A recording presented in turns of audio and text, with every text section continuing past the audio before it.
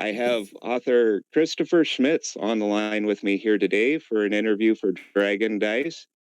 Wanted to start off by introducing him. He's a blogger, public speaker, author of fiction and nonfiction books, and musician. You play the bagpipes. How's that going for you, Chris?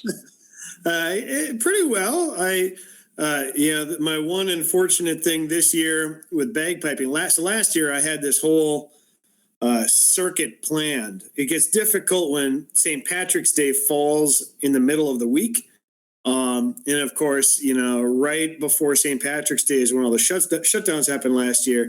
And I had this huge tour I had planned for bagpiping, which was great because I was going to pipe it in the daytime. It's like there's not people want to hear the pipes, but it's a way different audience. And I had this gal who was like the manager at all these different nursing homes. And she had me hopping from one nursing home to another as I went down the line where I was going to start playing at some bar gigs down on the other end of the state and then slowly drive back, stopping in to play at these different pubs until I was back home. So it was great. And then, of course, it all hit the fan. And I wound up only playing a couple of private shows last year and some funerals for about the entire year. But I got out. I think I only played one bar show this year. It's more difficult with COVID, but it's not impossible. But I turn away more requests for booking than I do just based on my busy schedule. I hear you there. No, it's really refreshing. I think you're the first person I've ever met that actually plays the bagpipes. That's really awesome to have seen some of that footage on YouTube of you play, and that's cool. This is my practice chanter right here, just sitting next to me. Yeah, geez. Is that really loud indoors? So I'm giving lessons right now to a kid. I do a lot of youth mentoring, which is where the field of my day job is. And so I've been teaching a kid, and he shows up every week. And it's fun to demonstrate some of those things because a lot of people don't know. This is the practice chanter. Small, looks almost, it's a little larger than a recorder that you played in fifth grade. Actually easier to play than the recorder from the fifth grade. And so this one is significantly quieter and an octave down from the Great Highland bagpipes, which is the big monster you carry on your shoulder. And I believe it's the loudest acoustic instrument on the planet outside of drums. Yeah. So extremely loud. This one you can play inside. Like if you live in an apartment building, you can play this. If you live in an apartment building, you probably can't play the Great Highland pipes without a lot of noise complaints. I get that. Yep.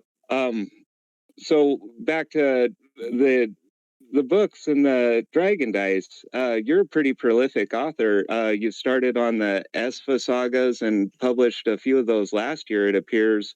You released Rise and Fall of the Obsidian Grotto in June, Ashes of Alusharai in July, a revision of Cast of Fate in August, and your revision of Chill Wind in September. I mean, with the bagpipes and everything, do you ever have time to sleep? Not a lot. I don't do much sleeping. I didn't write all of that last year. I tend to write 3 to 7 books per year. It's kind of my main passion and drive. I'm constantly, and I've got more ideas written down in my little black book of ideas than I'll ever probably get to write. But I do write a lot. In fact, last week I finished my second novel of the year. It's a military sci-fi. So if you don't know the difference between sci-fi, there's space opera and there's military sci-fi. Space opera is more character driven, would be something like, and also science doesn't matter quite so much. So like Star Wars would be space opera. Whereas like Star Trek or Babylon 5 would be military sci-fi, where focus is more on, there's more hard, rigid rules to things. So even thinking about like Gravity or like The Expanse is a great example of military sci-fi. So I write a lot. In this book I was saying I'm finishing, it's very much like Lord of the Rings in space. That was kind of the real brief nugget that I had when I'm like, this is the next story I'm going to write. Lord of the Rings in space. I like it. So, then I've got so the other book that I wrote in January. We'd mentioned how I write a lot, and I did what's called rapid release. So I released a book per month for about for 3 months, 4 months, for 4 months with the Esfah Sagas, and I have another series. If you looked at my backlist, I have a trilogy called Wolf of the Tesseract, or Wolves of the Tesseract. First one was Wolf of the Tesseract. And there's some tie-in characters and stories, and I'm writing a 5 or 6 book series, but I'm not going to release any of it until all of it's done. And then I'll release it probably either a month apart or every 2 months. Because we all love to binge stuff, right? We love to get involved and then just keep going. You hate running up. Like George R.R. Martin has people all the time like, when are you going to write that next book? And they basically, in the time it takes George R.R. Martin to write a book, they filmed all of his previous books and wrote another one on his behalf and filmed that one too. And he's finally just given up. So there's 2 schools of thought with writing. One is just write fast, write to keep your readers happy. And then there are some people who do other methods. Yep. I've seen that. Yep. I really appreciate that we have you in here writing Esfah Saga books, because geez, that would be frustrating if we were waiting years for the next one to come out. I was a kid. Well, I was I think 16 or 17 when Cast of Fate came out, and read it, loved it, read it a bunch of times, and then waiting all this time for Army of the Dead. And Army of the Dead just never came out. And I hung out at my local bookstore, which is also the place in my community where you could get gaming supplies. So he sold, the guy who owned it. Actually, if you read, I think pretty sure it's the Cast of Fate intro and dedication. I write in there about a guy named Lester, who owned the local bookstore in the community next door. One of his daughters was friends with my sister. His other daughter was friends with my other sister. They were kind of right on the other side of me. I had a couple of sisters growing up. And so I got to know him pretty well. And I would read and follow books, and I'd have to sit there and wait for the next book to come out. And I remember that. I remember the anticipation, but that anticipation when the book just never comes out and then the game company just disappears is just horrible. So when we initially started talking with this plan with myself and SFR, a couple of years back. So it's been a couple of years in the making. That was one of the things we talked about was, hey, how do we get Army of the Dead out? And also then, the other book, be Time of Champions. So we worked on that, and there's a lot of stuff, lots of little spinning plates in the background and reasons for this and reasons for that. So it is something that we are tentatively scheduled to release, hopefully still in 2021. I would love to do a Halloween or October launch on Army of the Dead. I do have it. It is being worked on, but of course I'm spinning multiple plates. I'm writing other books other than the Esfah Sagas as well. I do most of my own marketing and PR stuff. I go to a lot of Comic-Cons and meet people, and I meet a lot of people by, I put out a handful of dice in front of my Esfah Sagas books. If you look me up online, you might be able to find a picture of my table setup. And I've got dice out there, and I always catch people who are walking by and like, oh, I remember this game, or I remember seeing it, never learned to play. And so I turn them on to different YouTube videos on how to play, or most especially turn them on to the Kickstarters and get people involved. And I've met people actually in this who are now on this Discord forum who bought dice from the Amazon Kickstarter because I told them about it at a convention, and I think that's awesome. I do too. It's an infectious game, and there's a lot in the history about it actually being a very prolific seller its first year. But the whole catastrophe with being taken off the market after the sale of TSR to Wizards of the Coast was very traumatic for players and everybody. It's amazing we still have dice being produced today. In my opinion, when I found that out, I did a triple take. I'm like, oh no, I've been missing out. And some of that, the crazy thing about it was, it wasn't just that the game disappeared from the market. It feels to me more like the game was poisoned and then kicked into the gutter to die. Luckily, SFR, being a fan company, said, "Hey, we're not about that." And by what I mean by the whole poison thing is that, with the extremely limited rarity, and I know it kind of is what it is, and I know there's it's a very sensitive subject for many people who are collectors and gamers, but what happened was when Wizards of the Coast picked it up, and they controlled the release of Frostwings and Skulders both, and decided to really limit that rarity. I think people kept buying and buying and going, what in the heck? I can't get, do these dice just not exist? And they couldn't find those couple of very, very limited dice. And they got, I think, just turned away from the whole thing.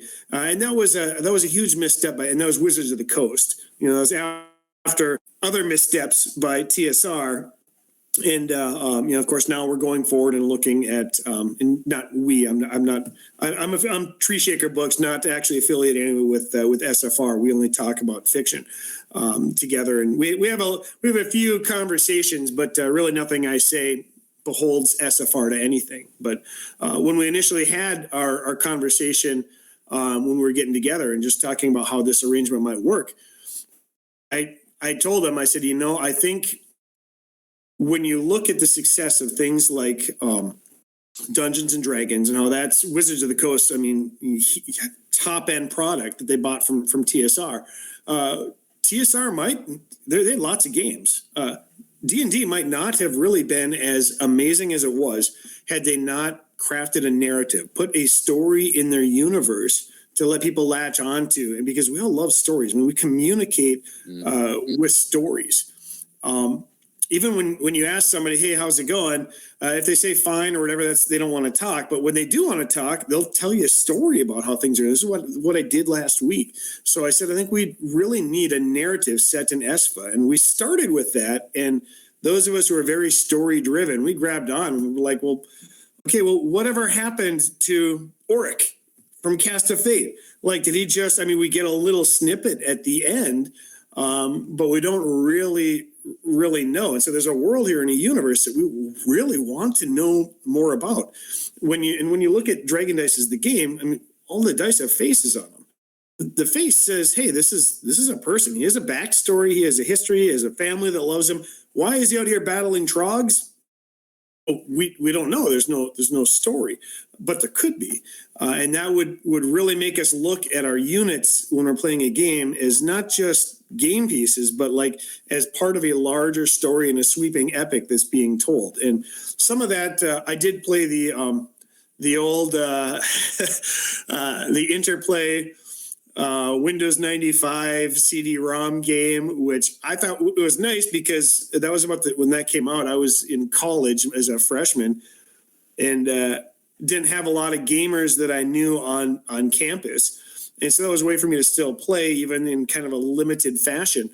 And but it seemed to be telling a story in the one-player campaign mode because you moved through a series of challenges with what you're trying to beat, what you're battling, and that satisfied that. But that was really, just me waiting for Army of the Dead to come out. And about that time is when I learned, hey, it's never happening. We decided we wanted to create this world, and we had a lot of things. We had, there were some fan-made maps that were out there. There's a lot of secondary material that could be drawn on. And so we just kind of decided, hey, we're going to keep the conversation open. And it was about a year and a half before we actually had, had the green light on Ashes of Ilushirai, and then that was about the time COVID hit, and Rise and Fall of the Obsidian Grotto was extra stuff that I had written, and with the extra time provided by not getting out and about due to COVID, wound up writing a whole extra book essentially. Yeah. I got to say, really, really grateful you're out there putting these stories out there. I think the dice just kind of beg to have a story told. And with the limited resources we've had up until the recently published works from you, it's been very dry. We have the flavor text in the beginning of all the character racial booklets, but not a whole lot else to go off of. And you got to be a serious collector to get all the stories that are out there. If you got the TSR playmats or Dragon Shields, you get a couple extra stories, but they're tiny stories. And they're now in Cast of Fate, I believe, reworked, correct? They are. They are. So with Cast of Fate, we had, and this is COVID stuff. We had been talking about doing it was going to be a big to do at Gen Con. We wanted to do a huge Gen Con release, which is why the books also were timed for that month apart so that we could drop Cast of Fate along with having like the 25th anniversary stuff that they had, like all the Dragon Lords and everything like that presented their table. We're going to make it a big deal. And then COVID. But regardless, that's why we wanted to really stuff Cast of Fate. That's why it's so big. It's got not just the Tome of Tarvanel and Heart of Stone and Flame, and those two novellas come novelettes, I guess, technically by their length. They're about 10 to 15,000 words a piece. So they're about probably 40-page booklet, 40 to 60 pages, somewhere in there. And they came out originally by TSR, and they are in the Dragon Shield and the playmats. And but I also noticed that as we're putting this together, that there is some other story material. So you might notice in Rise and Fall of the City and Grotto, I write the backstory of the Firewalkers. Now, if you have a copy of the Dice Commander's Manual, which is old TSR product, which is very hard to find and get your hands on a copy. The only book that was harder for me to get my hands on a physical copy of was the very limited release of Army of the Dead that Ido Van Belkom did in the early 2000s. So anyway, I noticed that, in Rise and Fall, I noticed in that little lore section, there was expanded lore beyond just what's in the racial booklets in the Dice Commander's Manual. And in there wasn't a whole lot extra, but except for this tale of this story, or this tale of the backstory on the Firewalkers.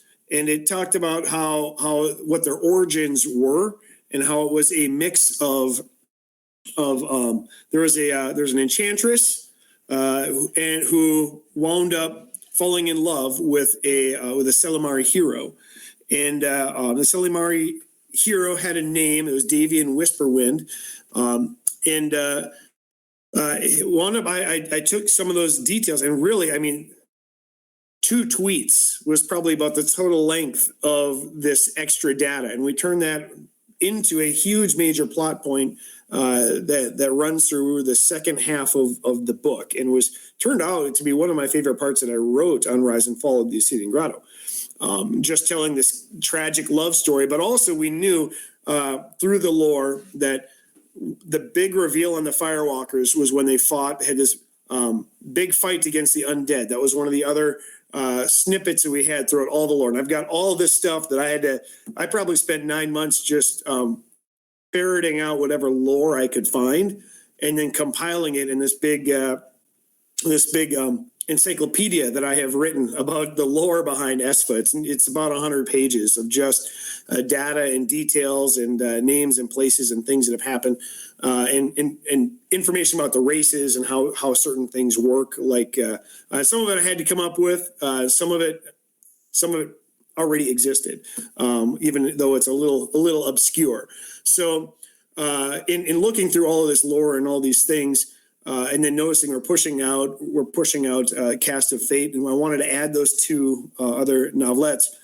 I found in going through all of these rules in the version 3 of the Dragon Dice rulebook, there's all these snippets of lore, and when you look at it, it's little stories, 4 or 5 paragraphs here or there interspersed throughout the booklet. And the rules book there was like 150 pages, like it was this massive little square booklet, and I compiled all of that and pulled out all of those, I guess, flavor text pieces. And if you look at them, they're telling a story. And it's all, and this was done by Joseph Joyner, who did Chill Wind, who's no longer with us. He died several years ago. And so there's no chance really to find out what this was. Well, in talking with Joe's son and in talking with the guys at Esfah, he had intended to always write Chill Wind as a trilogy and have a prequel. And the prequel is essentially what's in his notes for the prequel, and there's no other notes. He didn't leave anything else behind except for what was printed either in the rule book or in Chill Wind. And so in the prequel, he had intended, he was telling the story of the grandfather of Gerald Sagurin, who's the dwarf in Chill Wind. And he was the guy who first slayed Morgus Abraxas, the big black dragon who's a recurring threat up in the continent of Syria. And so I wound up expanding in the tale. It was about 3,000 words, and I blew it up to 10 or 12. So it's comparable in size to Tome of Tarvanel and Heart of Stone and Flame. And so there's 3 additional tales being told then in the back of Cast of Fate. And then we reused the same cover art and everything, and really wanted to make this a bit of a love letter to nostalgia, about this old game from the 90s. I gotta say, with the packaging and everything on the release for this, I am thrilled. I'm excited to own all copies of the books that I have right now. They're just beautiful and well put together, very professional. I mean, I'm really grateful as a fan. I wanted to reach back and ask you kind of a personal question here. We talked about Dragon Dice being a TSR product, Dungeons and Dragons being their flagship product. A lot of crossover. I also noticed on one of your pages, I think it's your Goodreads, you list R.A. Salvatore as an influence. I don't know. And that's again Dungeons and Dragons stories. My question is, being a fan of both, is there a lot of inconsistencies that you have to watch for? Does that make it easier or more difficult to write in the world of Esfah? There are. I think I understand your question. As far as inconsistencies within the world of Esfah? Between that and worlds you're already familiar with, fantasy worlds, yeah.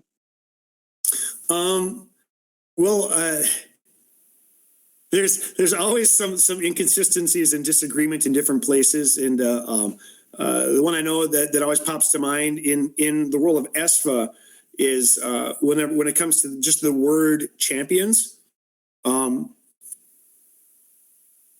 It gets a little sticky. Champions and Eldarim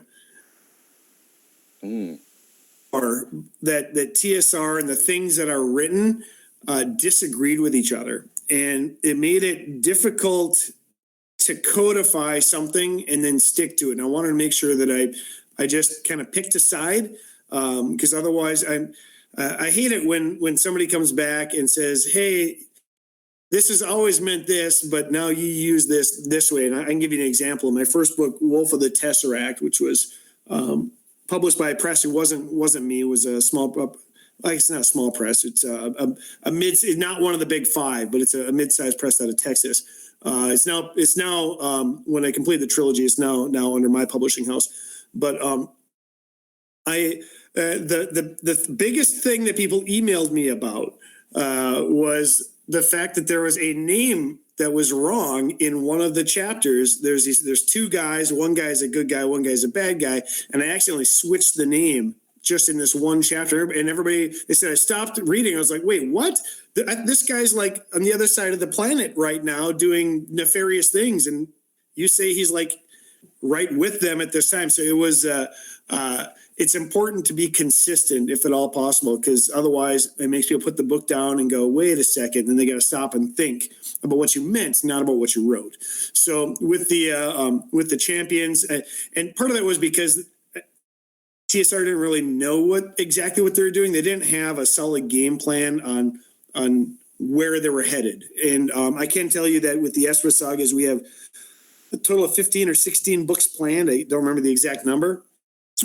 I know what all the major plot points are, what's happening. It's all over except for the very detailed outlines, of which I just finished the third Syrian songs outline yesterday. So we should be beginning writing soon on that. But back to the inconsistencies. So they didn't really, I know what the Eldarim was. I think maybe their thoughts were maybe the Eldarim will be like this rank or this class of champion, but then they had all these other ideas. I know they were talking about like Titans and other bigger type monsters and creatures.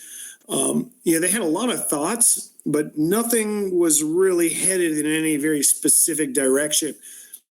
So I had the idea, because it always said in the very earliest lore about the Eldarim that they were a race. And so I made them a race. And then looking back, well, we've got acolytes of the Eldarim, and those seem to be not a race, but the acolytes are people that have dedicated themselves to a certain color, as far as the gameplay mechanic goes. So we made them more of people with like a religious fervor. Like you could get a character who, maybe if it was a red and black character normally, a morale, now it's just red or it's just black. But I believe that, there are also others that have forsaken both of those gods, the god of death and the god of fire, Firiel, because I know I've got I have a green goblin, which that's funny because it's a Marvel character, but I have a green goblin, so an Augurel worshipping goblin. And that's actually about to be a plot point will be a plot point in the third Syrian Songs book, because you might pick up on it in the second book, in Eye of the Storm, because they're running from these goblins, and one of the goblins is casting fire magic at them. And as I'm reading it, so I co-wrote that book specifically with somebody who's not super familiar with Esfah's lore. And so I think he didn't know any better and just thought, well, it's magic. Okay, magic can kind of do whatever. Although as gamers in Esfah, we know that that's not necessarily the case. But I left it in, and that's a little nugget that will come back, much, much later in another book. So it's nice to have the idea that people can be acolytes, and then also that not just death species will worship death. So there will come a point when Melchior and the undead are not necessarily the biggest bad guys that are out there. They're definitely all bad and evil and working on behalf of Malgrim, the death god. But much scarier than that is the fact that some people who you might think are good guys earlier in the stories in the books turn out to actually be secretly worshiping death, and are part of this cult, which starts all the way back in the beginning of Rise and Fall of the Obsidian Grotto, with the Drider poisoning other people and getting them to worship her god. And by the way, if you haven't had a chance to pick up the audiobook of Rise and Fall of the Obsidian Grotto, pick it up. It's amazing. The guy who did the audio recording and producing, he scored music all through the back. It's like it's pretty amazing. You can even get the soundtrack for it. I think you probably get it for free. I think he gives it away. The guy's production company is called Aesthetic Audio Works, and really, really cool stuff. And Ashes of Alushar is also done. I am just working through the final tweaks and everything before we release the audio on that one. Awesome. That sounds amazing. I can't wait until Ashes of Alushar is out. I know I will definitely be checking out the audiobook of Obsidian Grotto. I had a quick question. It appears the order that the Esfah sagas, as their re-release last year came out, is that chronological order that the books are supposed to take place in? No. So there's a timeline in the back, but if you look at the front covers, you'll notice some different colors. You'll notice the red books where it's got this little border around it. The ones that are red, which is currently Rise and Fall and Cast of Fate. That will also include Army of the Dead, and it will also include Time of Champions whenever we get around to that one. Those ones will all be red. Those take place in the First Age, so those are major significant events that happen that don't necessarily have a larger narrative arc around them. So combined, the red covered books will kind of make up my Silmarillion. And then the other books with their own individual colors are kind of my Hobbit and Lord of the Rings, if that makes sense. So the golden ones are the Relic Quests, and then the silver ones are the Syrian songs. The Syrian songs, Chill Wind takes place before Ashes of Ilusharai, but then Ashes of Ilusharai and Eye of the Storm. And then the books going forward take place at about the same time in the Second Age. And actually at the end of the Syrian Songs books and at the end of the Relic Quest books, both of those will wind up being a trilogy. The two groups that we're following in those stories wind up meeting each other and merging and then going forward from there. So it's really kind of neat. So the reason we're releasing it in that order has a lot more to do with like production issues and things like that. Specifically with the Draculum, we want to get those out into people's hands as soon as we possibly can, but also have them have their tie into the story mechanics. For instance, the bronze Draculum is in Ashes of Ilusharai. Hitarg, the dwarf, finds the silver one in the next book, which is due out in about 2 months ish, something like that. Yeah, because actually we're just days away from Eye of the Storm being released, and it'll be be roughly 2 months after that the second book in the Relic Quest series comes out, which is Rise of the Champions. So the sequel to Ashes of Ilusharai it's done, it's ready. I can't wait to tell you all about it, but I also don't want to steal Eye of the Storm's thunder and start talking about it before it's been released. I gotcha. I was noticing in Chill Wind, there's a map. That's the canon map of the entire world of Esfah. Is that correct? Yes, and if you get on my mailing list, you can get that in high res. It is a huge file. It is big enough. I have like how big is that? It's probably a 5 foot by 9 foot version of it printed, and that hangs as my backdrop when I do comic conventions. Nice. How did that map come about? Who made it? Can you tell me anything about that? Yeah, I made it. I love maps. I grew up, I think I was probably in 3rd grade when I read The Hobbit for the first time and just fell in love with the idea of having those visual components that tied into the story. And for me, I hate when you read about stuff happening in a book and then like the travel times and distances don't make sense. Or you wonder, well, how did so-and-so know about whatever? They're on a whole other continent, when something happened. Like you might see this a lot in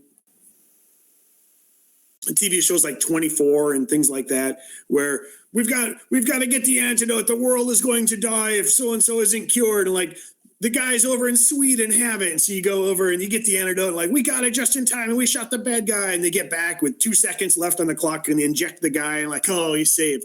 It's like, okay, but travel time, like that's like 3 days worth of transit. Like that doesn't make sense. And that for people that track details that just ruins the story for them. So that has made me, whenever I write fantasy, or even like I said, this story that I just completed, being the Lord of the Rings in space.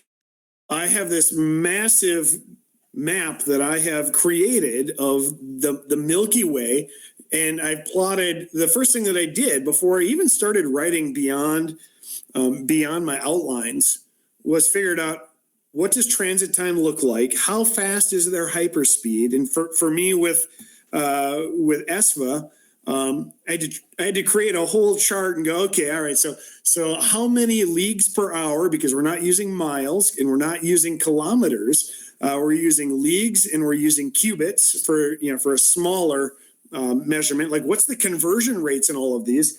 Roughly, how fast can you travel by ship, and how fast can you travel by horseback? Because travel times have to make sense, and you want your stories to be at least grounded in that element of realism. I know we're talking about dwarves and elves and dragons and magic, but there's rules to magic. Dwarves still only move at certain, such and such speeds. You have to at least keep it grounded in the reality that we're all familiar with by the fact that we have bodies. I was going to say, when you were saying that, I was going to say your dungeon master is showing there, Chris, and I have to ask you, you mentioned playing tabletop RPGs as a kid. What were you playing, and do you still find time to have a good adventure on a tabletop RPG? I run a weekly Pathfinder game where downstairs in my writing chair. We're just starting to pick up. We're doing a Cortex game here, and then in your Cortex Plus, which would be, they have a lot of different IPs. We're going to run a Firefly RPG here, probably starting next week. But mainly we do, those are the two ones that we do mostly. When I was a kid, my mom was on the anti D&D crusade, so I didn't have any D&D, but well, not that she knew about. But played primarily TSR's Marvel superheroes. I'm a huge superhero nut. Also played, loved World of Darkness stuff. Played Werewolf, was also a lot of fun. Didn't get to play as much of that as we wanted, and probably just because there was such a big, expansive world that we had one guy want to play a vampire character, some guys want to play werewolves, and then other guys are like, well, yeah, but what about the changelings? And it was neat to have that, but also in our particular game group when we were kids, probably we're drowning in options. But those are the two that I play right now, and it's primarily Pathfinder because a lot of the kids that I work with are I guess not disenfranchised, underprivileged. Maybe they don't have a lot of money. So typically, when we come and do gaming stuff, it's all stuff that I bring. And the nice thing with Pathfinder is that we could say, well, here's a website where you can get all the resources for free. You just got to be online to look it up. And any kid in school nowadays has internet access and access to a device to surf the web. So that's what made Pathfinder an easy pick for us. But those are the games that I play now. And of course, I play a lot of other stuff too. We do a lot of other tabletop things. Like I'm looking over right here. I've got always reading as well. I've got one of the new Firefly novels I'm about to start. And I've done some game design as well. And I contributed to Gale Force 9's Brigands and Browncoats game, wrote a module for them.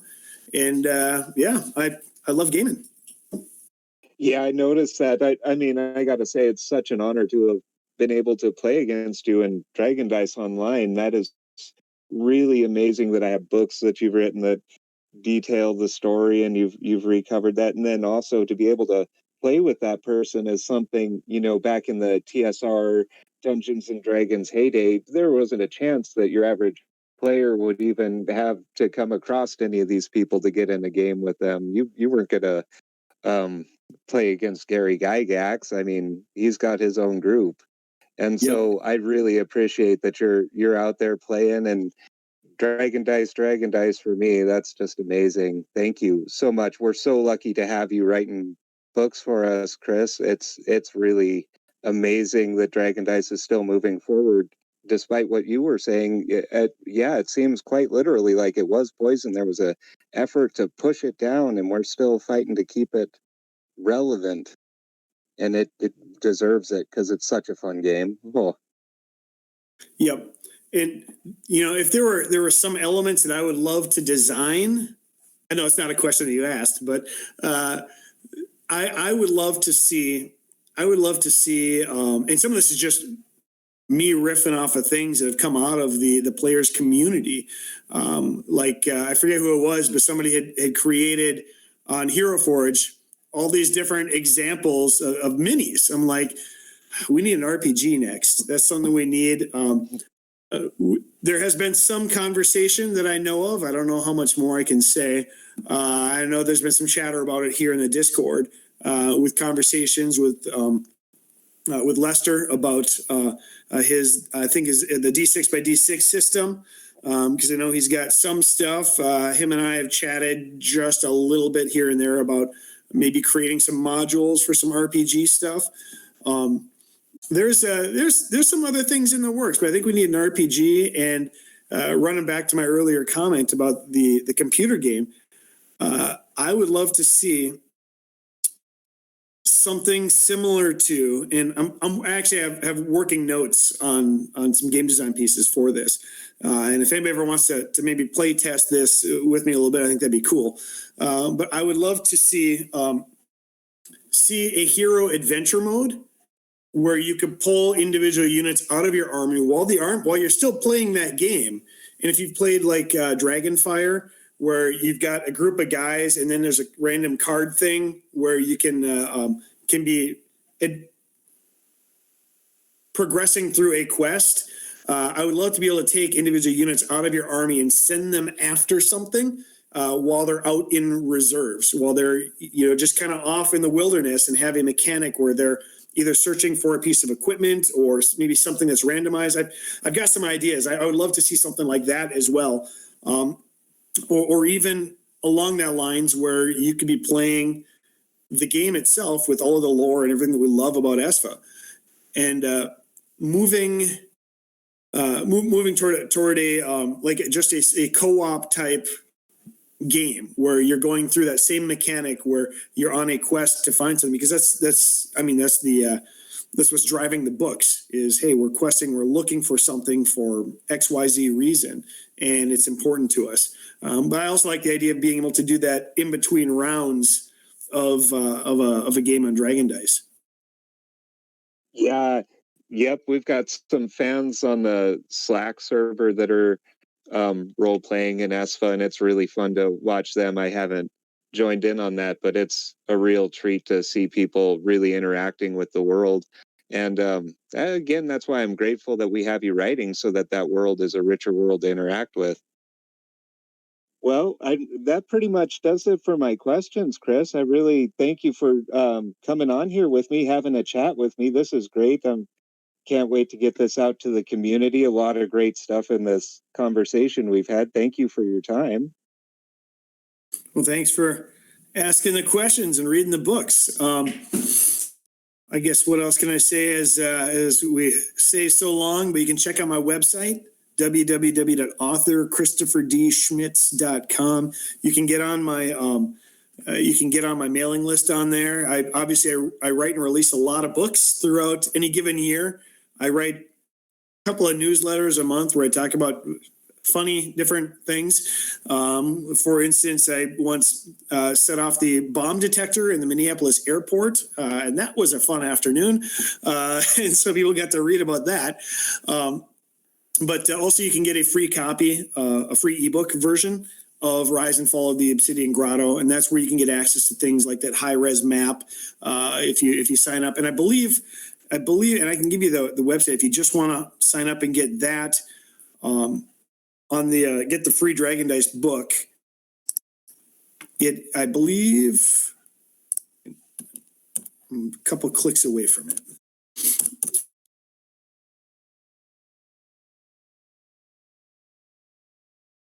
Here it is. Okay. The website is subscribepage.com/ Get Free Dragon Dice Novels.